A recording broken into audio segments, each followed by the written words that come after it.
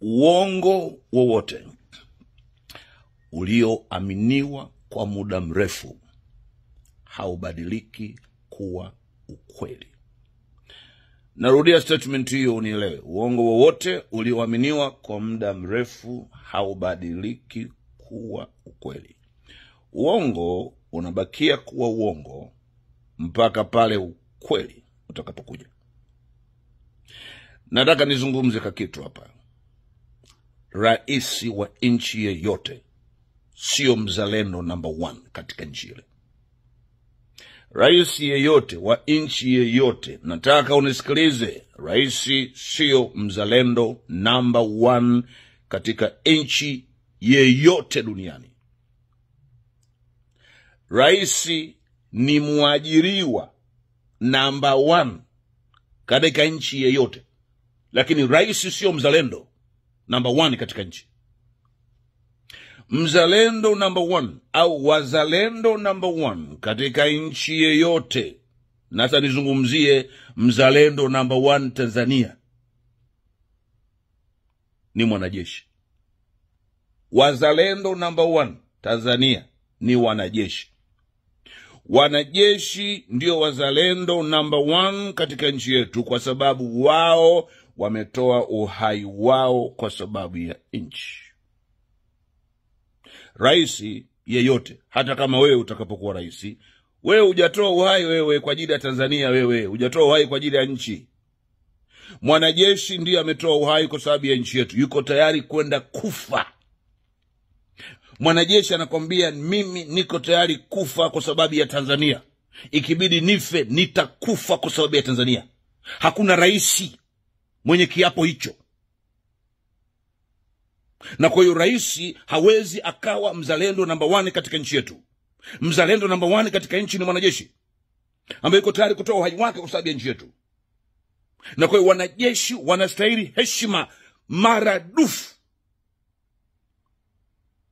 Tulia pale, tulia. Sio jitikisa, tulia.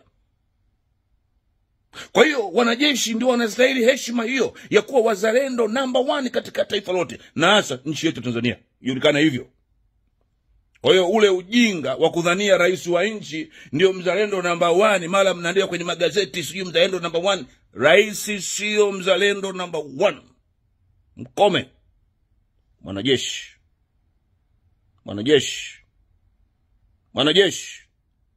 ndio mzalendo number 1. Na kwa hiyo mwanajeshi anastahili heshima kubwa katika nchi yetu.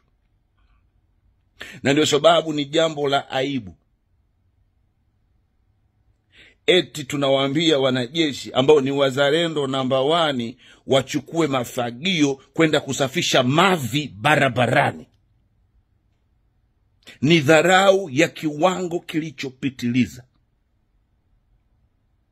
Unampeleka mzalendo number 1 kwenda kusafisha mavi barabarani,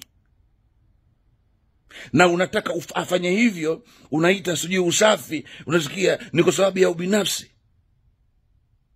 Kwa hiyo nataka kutuambia kwamba mabwana afya wale kuanzia kwenye vijiji kuja sijui kwenye kata, tarafa, sijui wapi, mabwana afya wote hao mpaka unapanda huko juu, maana yake wameshindwa kazi. Na kwa hiyo kushindwa kazi kwao ndio sasa unataka kuwaingiza wanajeshi wazalendo number 1 katika nchi wakasafishe mavi barabarani. Hapo nataka sisi wenye akili tukuone wewe una akili. Bangladesh, tulia pale. Unajua Tanzania mambo mengine ya kijinga lazima fike wakati tuyakatae. Ni mambo ya kijinga tu haya. Mambo ya kijinga tu. Unapeleka wanajeshi kwenda kusafisha takataka, uchafu, mavi barabarani. Watu ambao wametoa uhai wao wako tayari kufa kwa sababu ya Tanzania, eti leo wakasafishe mavi barabarani. Unajua wanasiasa mnadharau sana hii. Yaani mnadharau za kireja. Mpaka mnawadharau wazalendo wetu number 1 katika nchi. Alafu mtaka sisi wa Tanzania tukae kimya. Nimeanza kwa kusema uongo wowote ulioaminiwa kwa muda mrefu haubadiliki kuwa ukweli. Uongo unabakia kuwa uongo mpaka pale ukweli utakapokuja. Na ukweli ni huu, ya kwamba wanajeshi ndio wazalendo number 1 na wala sio rais wa nchi. Rais ni mwajiriwa number 1. Wazalendo number 2 katika nchi ni walipa kodi. Kodi ambazo zikishatolewa ndio zinagaiwa sasa. Mngeo wanagawa sijui kwenye michezo sijui kwenye nini, yani zinatumika tu hivi, zinatumika tu vya ajabu tu. Unapanga misafara ya magari chungu mbovu bila sababu. Mismanagement of national resources for personal gain. Natumia hela za nchi ovyo.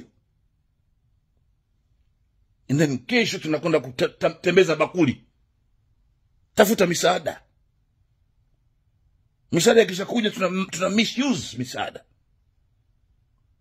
Ibara ya 27 pale tunaambiwa lazima sisi wa Tanzania tumetakiwa kwa mujibu wa sheria. Kwa mujibu wa sheria. Kusafeguard na kuprotect, unasikia, na kuhakikisha kwamba kila aina ya waste na squander ya mali ya nchi, sisi wananchi tunahakikisha tunaipambania. Tunapambana kuhakikisha kwamba any waste and squander ya uchumi wa nchi tunakasirika. Ni jambo la kikatiba, ibara 27. Unaenda kufungua choo, halafu unapanga magari 50 kwenda kufungua choo. That's wastage and squandering national resources for personal interest. Mchezo wa kudharau wazalendo number 1 katika nchi yetu kuanzia leo ukome. Wanajeshi hawawezi kwenda kusafisha mavi barabarani. Hawa ni wazalendo number 1. Rais wa nchi ni mwajiriwa number 1. Wazalendo number 2 nimesema ni walipa kodi. Hata kama ni mama ntilie unalipa kodi, wewe ndio mzalendo number 2. Number 1 wanajeshi, number 2 walipa kodi. Critical thinker, gospel ambassador, mzee wa fumbua macho, anko mafanikio, engine ya submarine. Salam. Toka taifa la Marekani.